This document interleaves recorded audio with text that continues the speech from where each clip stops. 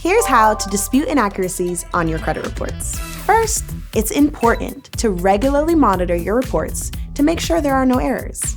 If you catch an issue on more than one report, you'll need to file a dispute with each of the consumer credit bureaus separately: Experian, TransUnion, and Equifax. Here's 3 common ways to file a dispute. Number 1, online is the fastest and easiest way. Each bureau has its own portal, like Experian's Dispute Center. Just know some things like name or address mix-ups might not be able to be disputed online. Number 2, by mail. Simply download the form.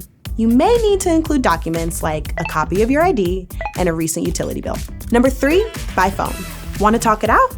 Give the bureau a call. They'll guide you through it.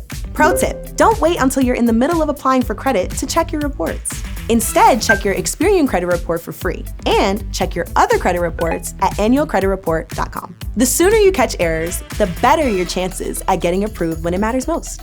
Your credit's a big deal, so own it like a boss.